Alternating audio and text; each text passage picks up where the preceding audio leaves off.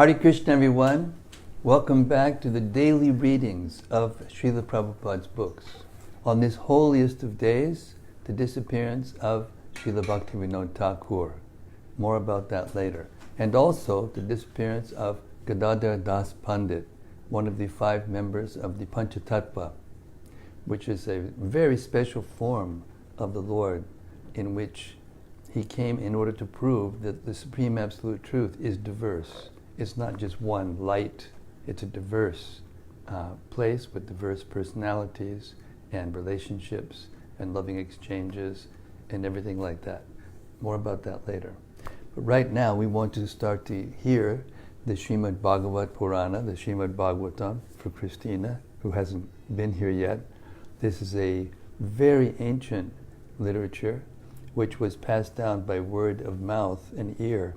In the ancient culture, the Vedic culture, since the beginning of creation, there were thousands and thousands and thousands of young boys who would memorize. You know, young boys can memorize, young girls also, but the child can memorize very easily.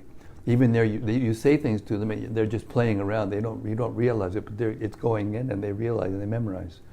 So this is how the Vedic sound, the sound which actually reveals the absolute truth, was brought down since the beginning of the universe until we hit this age.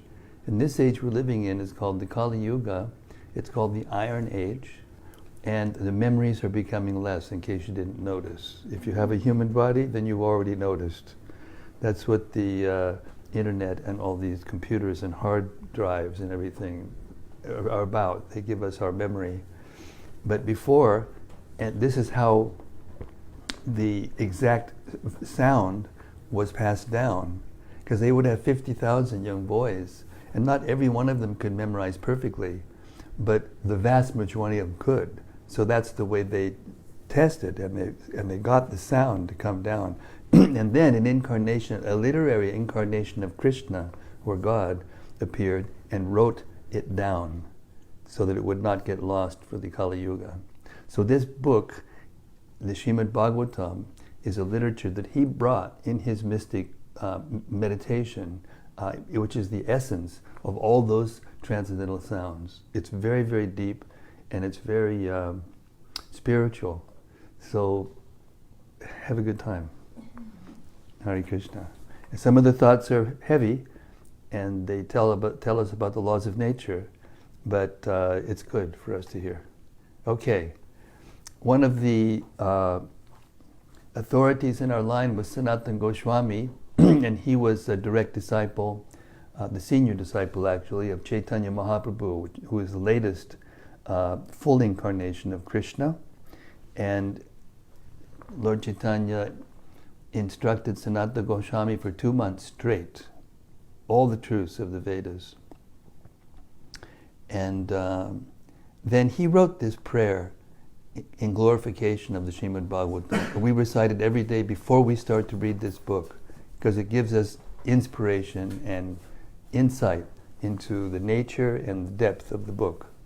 Srimad-Bhagavatam Mahima Stotram, and it goes like this: Sarva Shastra Piyusha, Sarva Vedaika Satpala, Sarva Siddhanta Ratnadya, Sarva Lokaika Drikprada.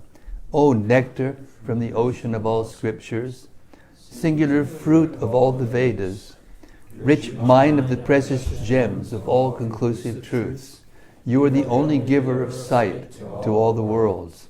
Sarva Bhagavata Prana, Srimad Bhagavata Prabho, Kalidwandoditaditya, Shri Krishna Parivartita. O life air of all the Supreme Lord's devotees, O Master Srimad Bhagavatam, you are the sun risen in the darkness of Kali. You are the exact image of Shri Krishna. Paramananda Pataya, Prema Varshakshadayate, Sarvada Savasevyaya, Shri Krishnaya Namostume. I bow down to you, who are supremely blissful to read. Your every syllable pours down a flood of prema. You can always be served by everyone. You are Sri Krishna himself. Marikabando matsangin, madguro man bahadana, mandistadaga madbhagya, mad ananda namostute. My only friend, my constant companion, my spiritual master, my great wealth, my savior, my good fortune, my source of ecstasy, I bow down to you. Asadu sadhuta dayin, atini chochata kada, hanamuncha kadachen mam, premnarit kantayospura. O bestower of saintliness to the unsaintly, O exalter of the most fallen, please never leave me.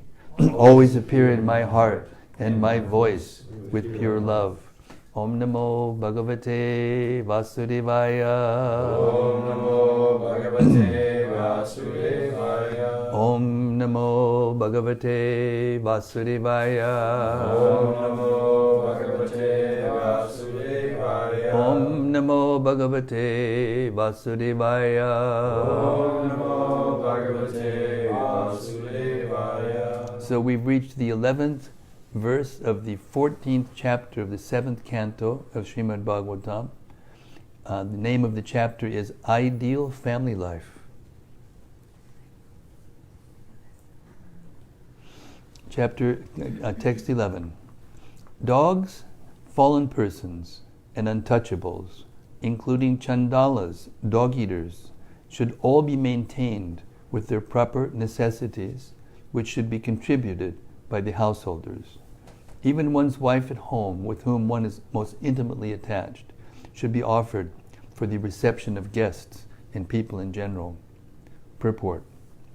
Although in modern society the dog is accepted as part of one's household paraphernalia, in the Vedic system of household life, the dog is untouchable. As mentioned here, a dog may be maintained with proper food, but it cannot be allowed to enter one's house. What to speak of the bedroom? Outcasts, untouchables, chandalas, should also be provided with the necessities for life. The word used in this connection is yatha, which means as much as deserved. The outcasts should not be given money with which to indulge in more than they need, for otherwise they will misuse it. At the present moment, for example, low-class men are generally paid quite amply, but instead of using their money to cultivate knowledge and advance in life, such low-class men use their extra money for wine drinking and similar sinful activities. As mentioned in Bhagavad Gita 4.13, Chaturvarnyam maya shrishtam gunakarma vibhagasaha.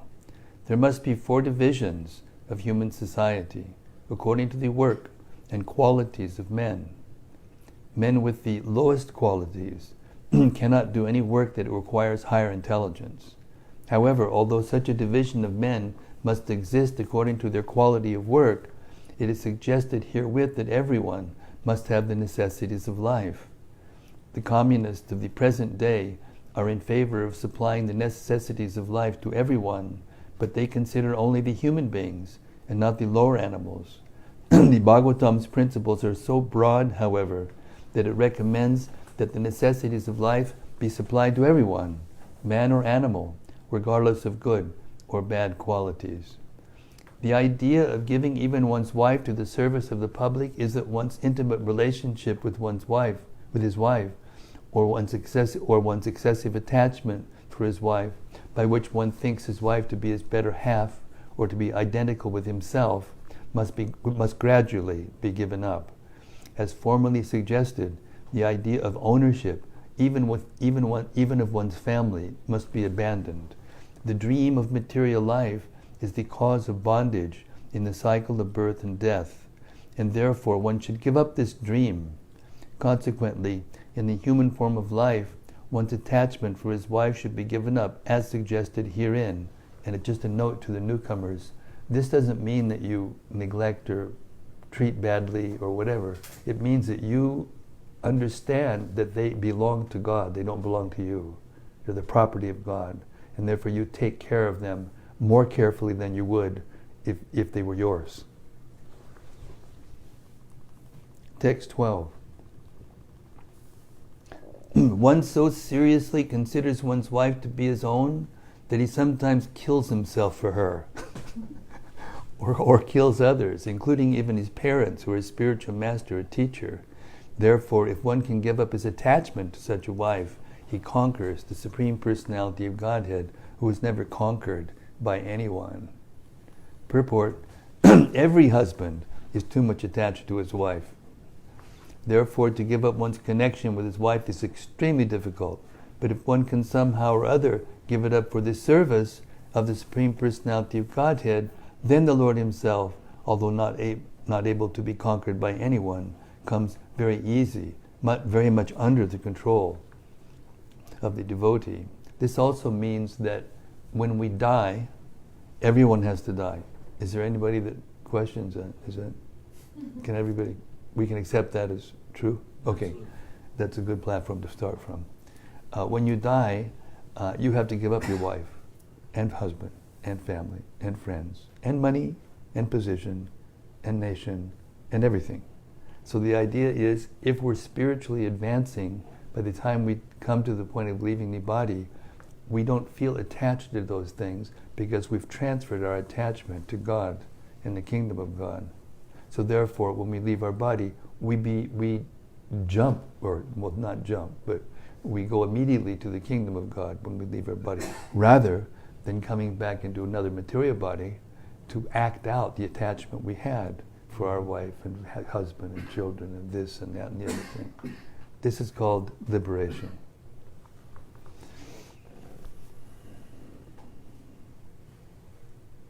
And if the Lord is pleased with a devotee, what is there that is unobtainable? Why should one not give up his affection to his wife and children and take shelter of the Supreme Personality of Godhead? Where is the loss of anything material? Household life means attachment for one's wife, whereas sannyas means detachment from one's wife and attachment to Krishna. Text 13. Through proper deliberation, one should give up attraction to his wife's body, because that body will ultimately be transformed into small insects, stool, or ashes. What is the value of this insignificant body? How much greater is the Supreme Being, who is all-pervading, like the sky? Purport. Here also, the same point is stressed. One should give up attachment for his wife, or in other words, for sex life. If one is intelligent, he can think of his wife's body as nothing but a lump of matter that will ultimately be transformed into small insects, stool, or ashes. In different societies, there are different ways of dealing with the human body at the time of the funeral ceremony. In some societies, the body is given to the vultures to be eaten, and therefore the body ultimately turns to vulture stool. Sometimes the body is merely abandoned, and in that case the body is consumed by small insects.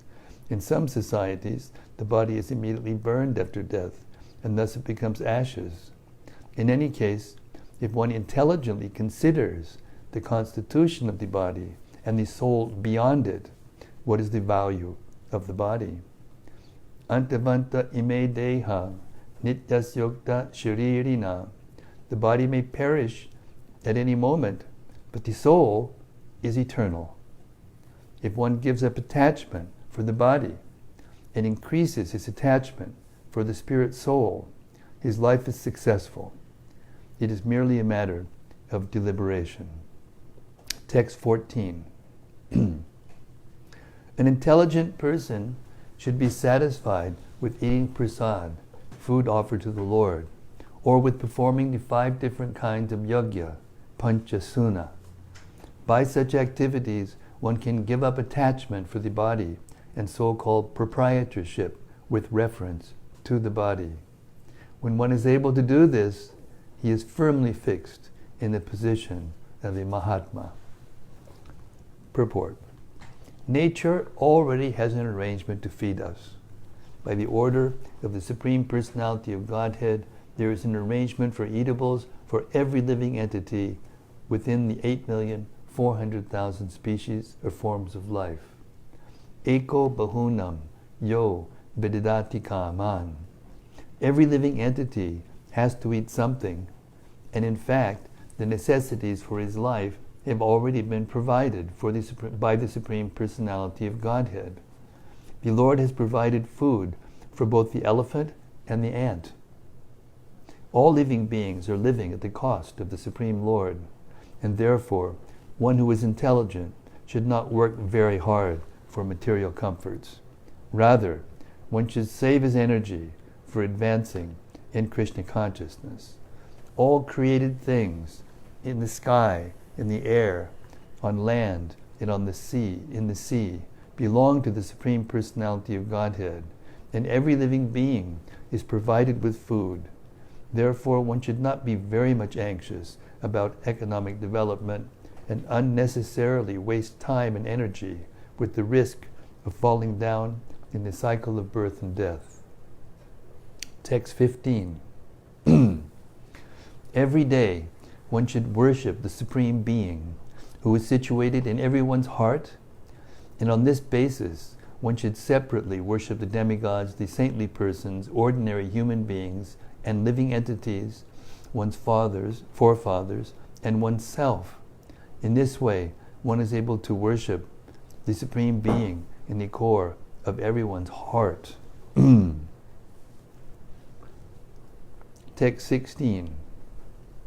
When one is enriched with the wealth and knowledge which are under his full control, when one is enriched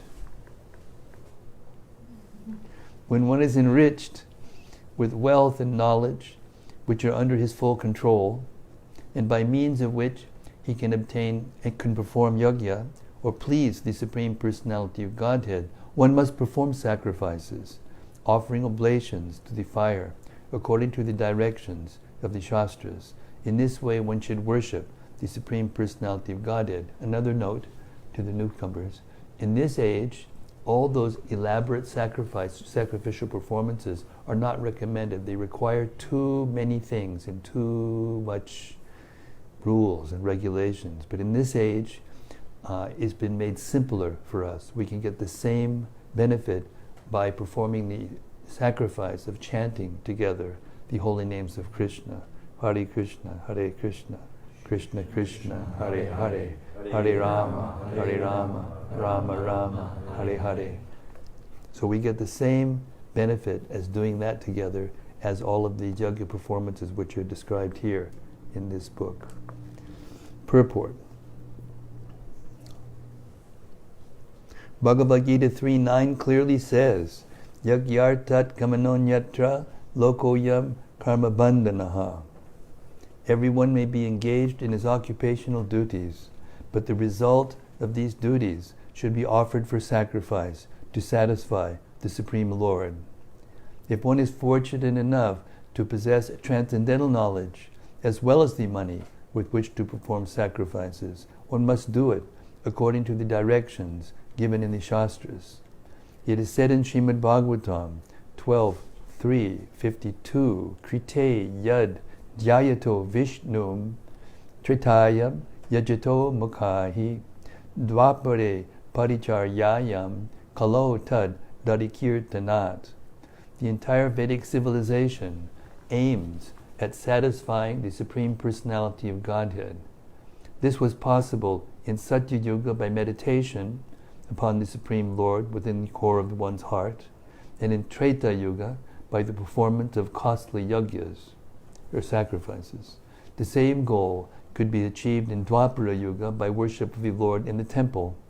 And in this age of Kali, one can achieve the same goal by performing Sankirtan Yajna. That's the chanting of the Hare Krishna mantra congregationally or by yourself in meditation on Japamala, Japa beads. Therefore, one who has education and wealth must use them to satisfy the Supreme Personality of Godhead by helping the Sankirtan movement that has already begun, the Hare Krishna movement or Krishna consciousness movement. All educated and wealthy persons must join this movement, since money and education are meant for service to the Supreme Personality of Godhead. If money and education are not engaged in the service of the Lord, these valuable assets must be engaged in the service of Maya. Maya means illusion. The education of so-called scientists, philosophers, and poets is now engaged in the service of Maya, and the wealth of the rich is also engaged in Maya's service. The service of Maya, however, creates a chaotic condition in the world. Therefore, the wealthy man and the educated man should sacrifice their knowledge and opulence by dedicating them for the satisfaction of the Supreme Lord and joining the Sankirtan movement. Jagyai Sankirtana Prayar Yajanti Hi Sumeda Saha. This is the solution to the inequality problem that's going on today. Text 17. The Supreme Personality of Godhead, Sri Krishna, is the enjoyer of sacrificial offerings. Yet although his lordship eats the oblations offered in the fire, my dear king, he is still more satisfied when nice food made of grains and ghee is offered to him through the mouths of qualified brahmanas. Purport. As stated in Bhagavad Gita 3.9, Yagyartat kamanonyatra lokoyam kamabandanaha. All fruitive activities should be performed for sacrifice, which should be directed toward pleasing Krishna.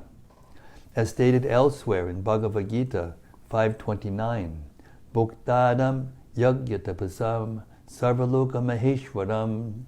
He is the Supreme Lord and enjoyer of everything.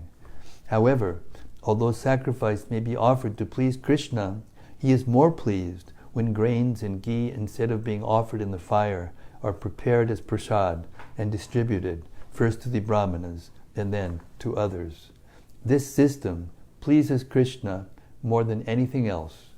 Furthermore, at the present time, there is very little chance to offer sacrifices by pouring oblations of food grains and ghee into the fire. Especially in India, there is practically no ghee. For everything that should be done with ghee, people use a certain type of oil preparation. Oil, however, is never recommended for offering in a sacrificial fire. In Kali Yuga, the available quantity of food grains and ghee is gradually diminishing, and people are embarrassed that they cannot produce sufficient ghee and food grains. Under the circumstances, the Shastra enjoin Jagyai Sankirtana Prayar Yajanti Hi Sumeda Saha. In this age, those who are intellectual offer yajna or perform sacrifices through the Sankirtan movement. Everyone should join the Sankirtan movement, offering to the fire of this movement the oblation of his knowledge and riches.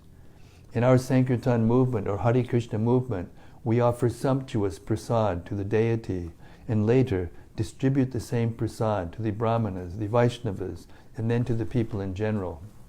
Krishna's prasad is offered to the brahmanas and Vaishnavas, and the prasad of the brahmanas and Vaishnavas is offered to the general populace.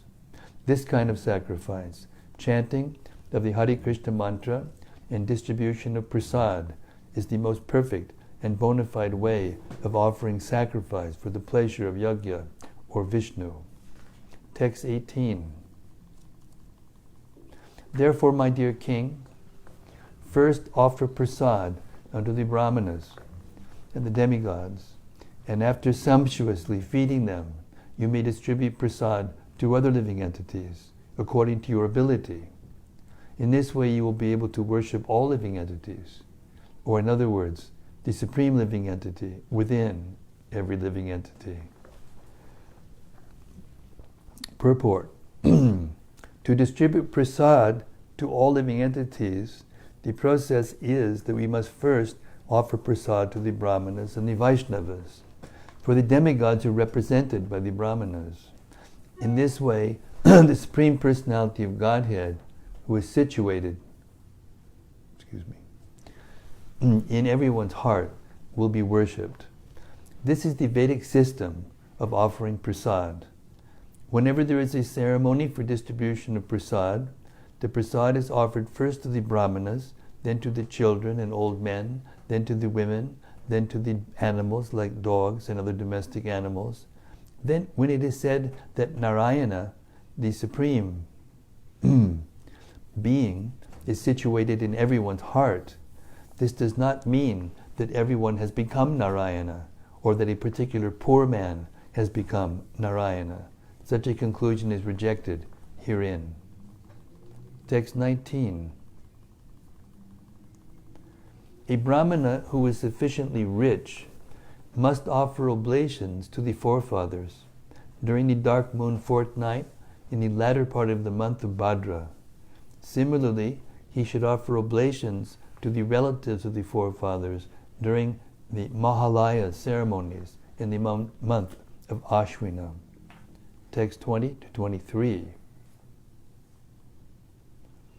One should perform the Shraddha ceremony on the Makara Sankranti, the day when the sun begins to move north, or on the Kartika Sankranti, Karkata Sankranti, the day when the sun begins to move south.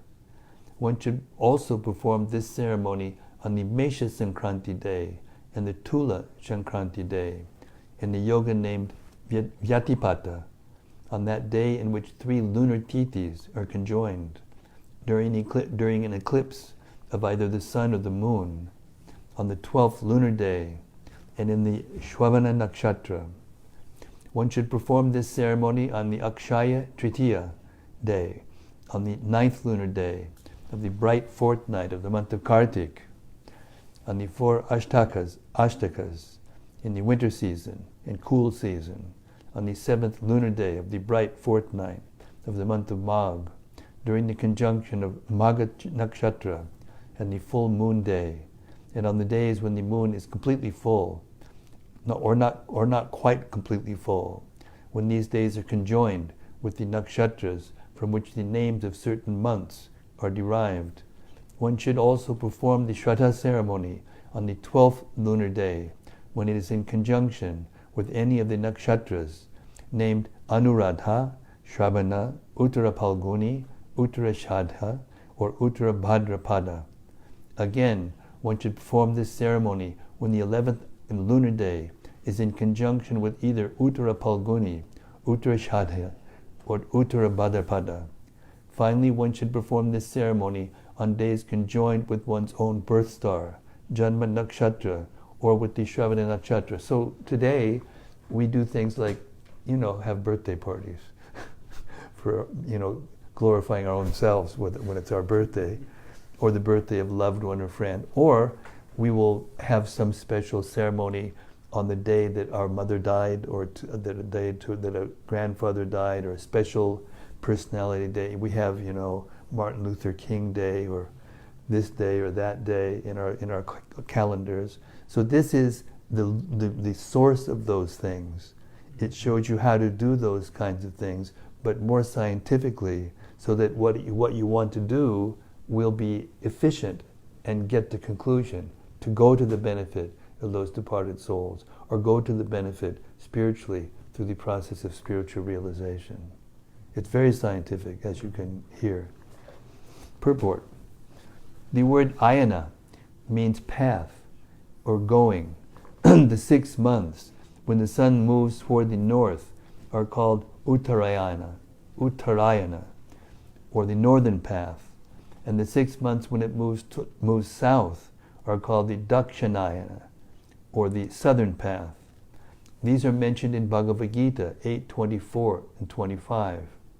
The first day when the sun begins to move north and enter the zodiacal sign of Capricorn is called Makara Sankranti. And the first day when the sun begins to move south and enter the sign of Cancer is called Karkata Sankranti. On these 2 days of the year, one should perform the Shraddha ceremony. That's the ceremony of giving offerings to one's forefathers. Vishuva, or Vishuva Sankranti, means Mesha Sankranti, or the day on which the sun enters the sign Aries. Tula Sankranti is the day on which the sun enters the sign Libra. Both of these days occur only once within a year. The word yoga refers to a certain relationship between the sun and moon as they move in the sky. There are 27 different degrees of yoga, of which the 17th is called Vyatipata. On the day when this occurs, one should perform the Shraddha ceremony. A tithi, or lunar day, consists of the distance between the longitude of the sun and that of the moon. Sometimes a tithi is less than 24 hours. When it starts after sunrise on a certain day and ends before the sunrise of the following day, the previous tithi and the following tithi both touch the 24-hour day between the sunrises. This is called Triyaha Sparsha, or a day touched by some portion of 3 tithis. Srila Jiva Goswami has given quotations from many shastras stating that the Shraddha ceremony, or oblations to the forefathers, should not be performed on Ekadashi Tithi. When the Tithi of the death anniversary falls on the Ekadashi day, the Shraddha ceremony should be held not on Ekadashi, but on the next day, or Dwadashi. In the Brahma Vaivarta Purana, it is said, Ye kurvanti mahi pala, shraddham, chakadashi dine, trayaste narakam yanti, data bhokta, chaprarakaha. If one performs the Shraddha ceremony of oblations to the forefathers on the Ekadashi Tithi, then the performer, the forefathers for whom the Shraddha is observed, and the Purohit, or the family priest, who encourages the ceremony, all go to hell. Better be careful. Text 24. All of these seasonal times are considered extremely auspicious for humanity. At such times, one should perform all auspicious activities, for by such activities, a human being attains success in his short duration of life. Purport. When one comes to the human form of life, through natural evolution, one must then take the responsibility for further progress. As stated in Bhagavad Gita 9.25, Yanti Deva Prata Devan, one who worships the demigods can be promoted to their planets. Yanti Mad Yajino Pimam, and if one practices devotional service to the Lord, he goes back home, back to Godhead. So this means that the human form of life is special, because in all the other species of life, the soul moves to the next species of life automatically, and there's an evolutionary process. The soul is moving from one kind of body to another, but when it reaches the human form of life, then it can choose whether it wants to stay in this material world, whether it wants to go down or up in the material world, or whether it wants to go back to the spiritual world and end this constant cycle of birth and death and suffering. In the human form of life, therefore, one is meant to act auspiciously in order to return home, back to Godhead. That is the difference between animal life and human life. And right now the leaders of human society are teaching the human beings only to be concerned with eating and sleeping and mating and defense. That's it. And therefore they're teaching them how to be animals.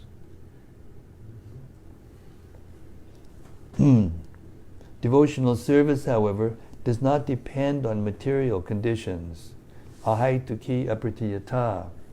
Of course, for those who are engaged in fruitive activities on the material platform, the times and seasons mentioned above are extremely congenial. In other words, if you become a pure devotee of Krishna and are engaged in devotional service all the time, then you don't have to be so careful about doing all these other things, all these rules and regulations. On the other hand, if you try to do that artificially and not care about the rules and regulations, then you can fall down very easily. Text 25. During these periods of seasonal change, if one bathes in the Ganges, in the Yamuna, or in another sacred place, if one chants, offers fire sacrifices, or executes vows, or if one worships the Supreme Lord, the Brahmanas, the forefathers, the demigods, and the living entities in general, whatever he gives in charity yields a permanently beneficial result. Text 26. O King Yudhishthir, at the time prescribed for reformatory ritualistic ceremonies for oneself, one's wife, or one's children, or during funeral ceremonies and annual death ceremonies, one must perform the auspicious ceremonies mentioned above in order to flourish in fruitive activities. Purport. The Vedas recommend many ritualistic ceremonies to be performed with one's wife on the birthdays of one's children or on during funeral ceremonies. And there are also personal reformatory methods like initiation. These must be observed according to time and circumstances and the directions of the Shastra. Bhagavad Gita strongly recommends Gyatva Shastra Vidanoktam. Everything must be performed as indicated in the Shastras. For Kali Yuga, the Shastra enjoined that Sankirtan Yajna be performed always, Kirtaniya Sada Hari. All the ritualistic ceremonies recommended in the Shastras must be preceded and followed by Sankirtan. This is the recommendation of Srila Jiva Goswami. Text 27 and 28. Narada Muni continued, Now I shall describe the places where religious performance may be well executed. Any place where a Vaishnava is available is an excellent place for all auspicious activities. The Supreme Personality of Godhead is the support of this entire cosmic manifestation with all its moving and non-moving living entities. And the temple where the deity of the Lord is installed is a most sacred place. Furthermore, places where learned brahmanas observe Vedic principles by means of austerity, education, and mercy are also very auspicious and sacred. Purport. In this verse it is indicated that a Vaishnava temple where the Supreme Personality of Godhead Krishna is worshipped and where Vaishnavas are engaged in the service of the Lord is the best sacred place for performing any religious ceremonies. At the present day, especially in big cities, people live in small apartments and are not able to establish a deity or temple. Under the circumstances, therefore, the centers and temples being established by the expanding Krishna consciousness movement are the best sacred places for performing religious ceremonies. Although people in general are no longer interested in religious ceremonies or deity worship, the Krishna consciousness movement gives everyone the chance to advance in spiritual life by becoming Krishna conscious. Text 29. Auspicious indeed are the places where there is a temple of the Supreme Personality of Godhead Krishna, in which he is duly worshipped, and also the places where there flow the celebrated sacred rivers mentioned in the Puranas, the supplementary Vedic literatures. Anything spiritual done there is certainly very effective. Purport. There are many atheists who oppose the worship of the deity and of the Supreme Personality of Godhead in the temple. In this verse, however, it is authoritatively stated that any place where the deity is worshipped is transcendental. It does not belong to the material world. It is also said that the forest is in the mode of goodness, and therefore those who want to cultivate spiritual life are advised to go to the forest. Vanam gato yad darim ashrayeta. But one should not go to the forest simply to live like a monkey. Monkeys and other ferocious animals also live in the forest, but a person who goes to the forest for spiritual culture must accept the lotus feet of the Supreme Personality of Godhead as shelter. Vanam gato yad darim ashrayeta. One should not be satisfied simply to go to the forest. One must take shelter of the lotus feet of the Supreme Personality of Godhead. In this age, Therefore, since it is impossible to go to the forest for spiritual culture, one is recommended to live in the temple community as a devotee, regularly worship the deity, follow the regulated principles, and thus make the place like Vaikuntha. The forest may be in goodness, the cities and villages in passion, and the brothels, hotels, and restaurants in ignorance. But when one lives in the temple community, he lives in Vaikuntha. Therefore it is said here, Shreyasam Padam. It is best, it is the best, most auspicious place. In many places throughout the world, we are constructing communities to give shelter to devotees and worship the deity in the temple. The deity cannot be worshipped except by devotees. Temple worshippers who fail to give importance to the devotees are third class. They are Kanishta Adhikaris, in the lower stage of spiritual life. As it is said in Srimad-Bhagavatam 11.2.47, Archayam evaharaye, pujam yak shariye hate, natad bhakteshu chanyeshu, sabbhakta prakritak smritaha. A person who is very faithfully engaged in the worship of the deity in the temple, but does not know how to behave toward devotees or people in general, is called a prakrita bhakta or kanishta adhikari. Therefore, in the temple, there must be the deity of the Lord, and the Lord should be worshipped by the devotees. This combination of the devotees and the deity creates a first-class transcendental place. Aside from this, if a grihastha devotee worships the shalagram shila, or the form of the deity at home, his home also becomes a very great place. It was therefore customary for members of the three higher classes, namely the Brahmanas, Kshatriyas, and Vaishyas, to worship the shalagram shila, or a small deity of Radha Krishna or Sita Ram, in each and every home, or a small deity of Radha Krishna or Sita Ram. Oh, this made everything auspicious. But now they have given up the deity worship.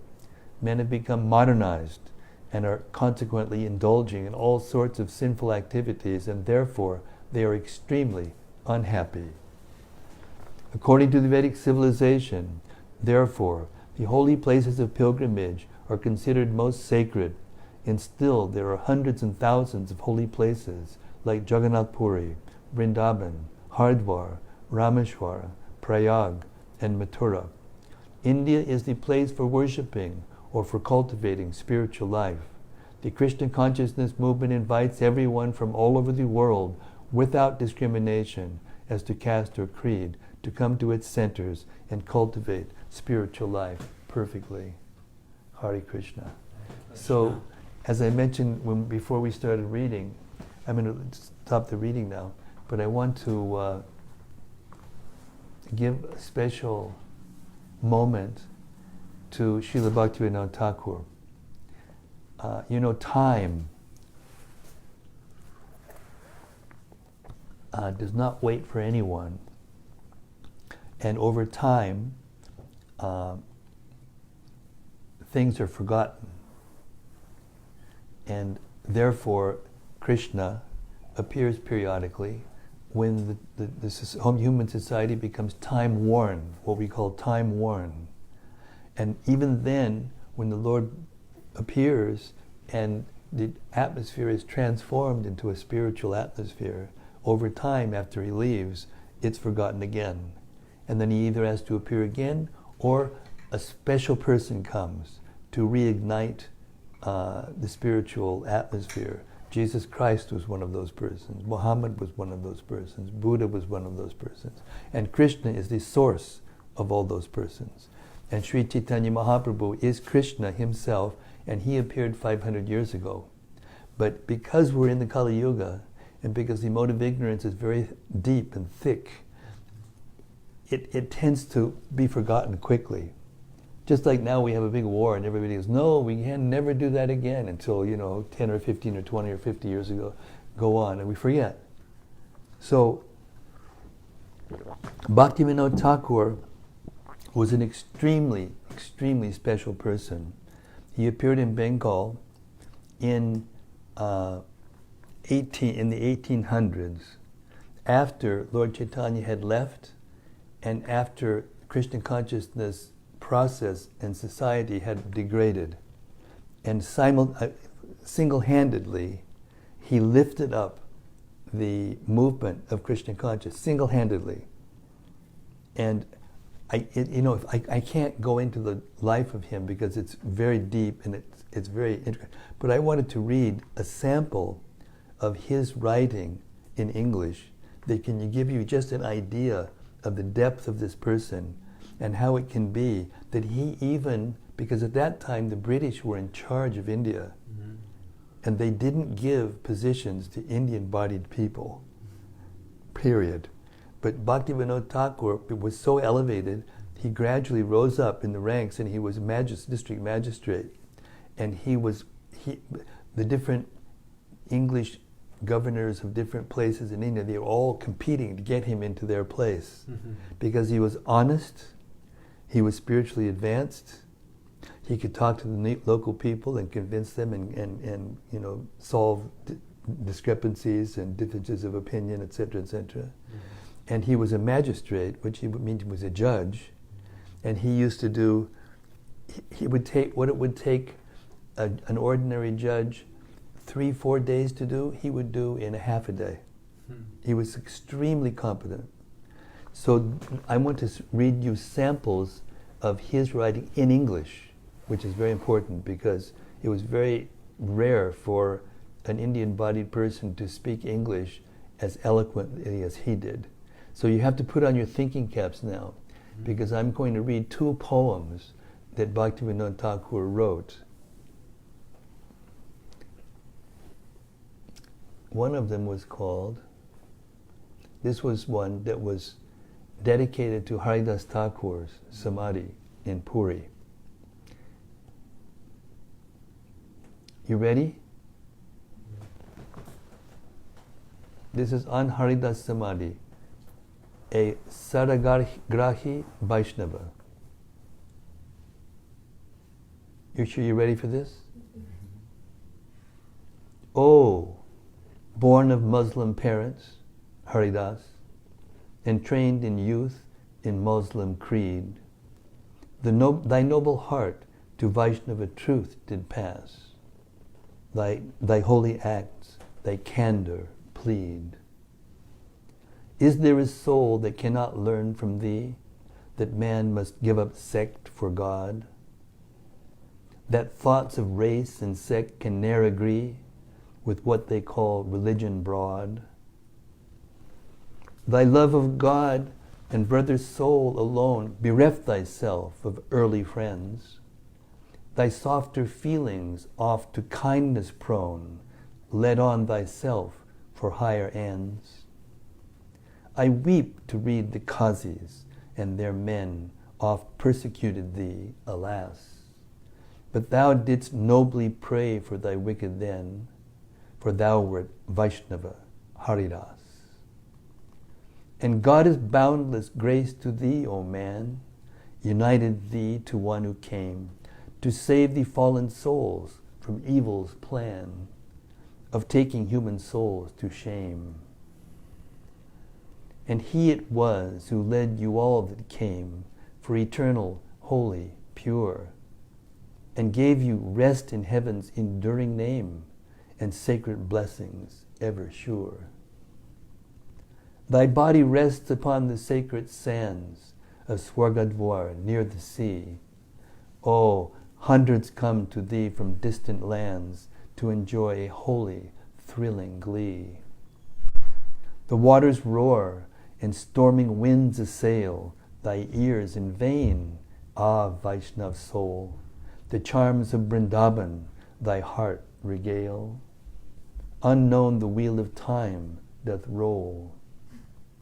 He reasons ill who tells that Vaishnavs die when thou art living still and sound. The Vaishnavs died to live, and living try to spread the holy life around. Now let the candid man who seeks to live follow the way on shores of time. Then posterity sure to him will give. Like one song in simple rhyme. Bhaktivinoda Thakur. Wow. And the second poem, they say a picture is worth 1,000 words. If you're really good at it, a poem is worth millions of words.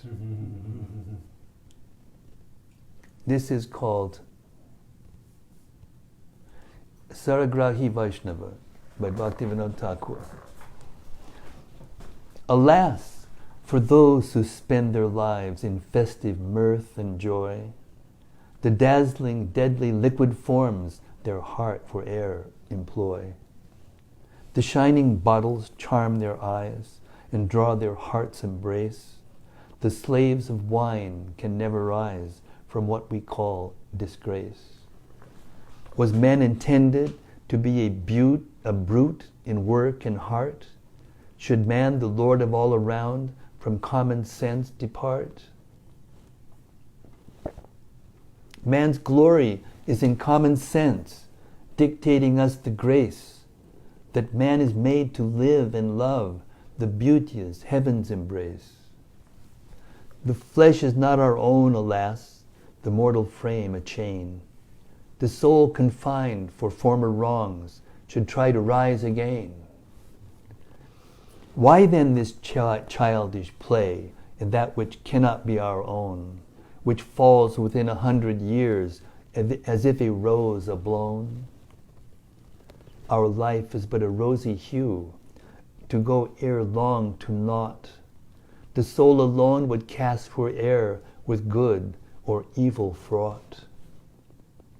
How deep the thoughts of times to be, how grave the aspect looks, and wrapped in awe become, oh, I, when reading nature's books. Man's life to him a problem dark, a screen both left and right. No soul hath come to tell us what exists beyond our sight. But then a voice, how deep and soft, within ourselves is left. Man, man, thou art immortal soul, thee death can never melt. For thee thy sire on high has kept a store of bliss above. To end of time thou art, O his who wants but purest love. O love, thy power and spell benign, now melt my soul to God. How can my earthly words describe that feeling soft and broad? Enjoyment, sorrow, what but lots to which the flesh is heir? The soul that sleeps alone concludes in him that hath a share. And then, my friends, no more enjoy nor weep for all below. The women wine and flesh of beasts no love on thee bestow. But thine to love thy brother man, and give thyself to God. And God doth know your wages fair. This fact is truth in broad. Forget the past that sleeps, and ne'er the future dream at all, but act in times that are with thee, in progress thee shall call. But tell me not, in reasoning cold, the soul is made alone, by earth's mechanic lifeless rules, and to destruction prone? My God who gave us life and all, alone the soul can kill, or give it all the joys above his promise to fulfill.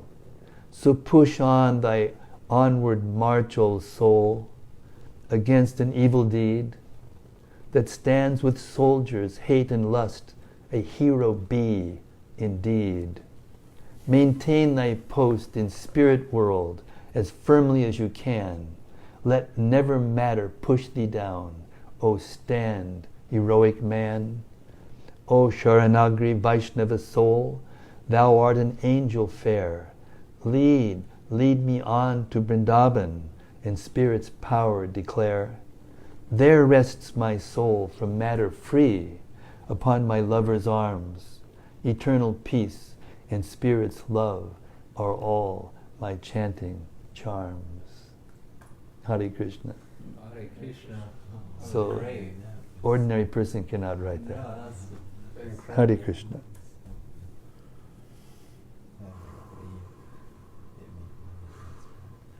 So he was the first person to speak pure Krishna consciousness in English, and he wrote a book. Actually, he wrote 100 books. He had 10 children. You think you'd have time to write 100 books if you were taking care of 10 children? Not ordinary soul can do that. No one can do that. Just like Prabhupada came from the West at 70 years old to the West, and in 12 years wrote 80 books, Wow. opened up 108 centers, Wow. initiated 5,000 devotees like me, and opened up, anyway, did so many things just in 12 years after 70 years old.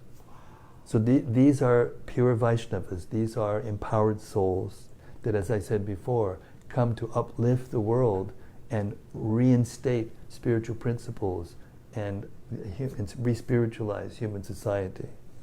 So these books that we're distributing are made to do that. So anyone who wants to come and help us distribute them, we welcome you. Hare Krishna. Bhaktivinoda Thakur wrote a book called Lord Chaitanya's Life and Precepts, and then sent it to the West and specifically to different libraries of different universities. And later on, way later on, when the Prabhupada came and made Western devotees, and they were in Toronto, and one of the devotees found one of those original books that Bhaktivinoda sent in the library of the McGill University in Toronto. So the pastimes of Lord Chaitanya are based on the notebooks by eyewitness accounts of what he did. Not that we have to wait 300 years and piece together what a great person did. So we have the samples, we have the Vedas coming down to us, we have the life of a liberated soul, recordings of his voice, his literatures, and his movement. And every time we get together and hear Prabhupada seriously, without mixing it with our own speculation, then everyone's uplifted, and the atmosphere is changed, we're transported to a spiritual atmosphere, and anyone can taste it. We may not be able to recognize it for what it is in the beginning, but anyone can taste it. Can taste it as different. So if you, as Bhaktivinoda Thakur just said here, if you chase that thing, search after that, what gave you that moment of realization in the association of pure Vaishnavas, then your progress in spiritual life is guaranteed. Okay, we're going to stop here now because there's a program in the temple room at 7. We want to give everybody a chance to get there. Hare Krishna, any from cyberspace, anything? No, I don't believe so. Sudevi Das commented about the university that the pamphlet was found in. Oh. All right then, thank you so much. Srimad-Bhagavatam ki jai. Srila Bhaktivinoda Thakur ki jai. Gadadhar Pandit Prabhu ki jai. Gaur Premanandi. See you tomorrow is what? Wednesday. See you tomorrow at 6:30 Central Time, USA. Hare Krishna. Every day, 7 days a week. Guaranteed.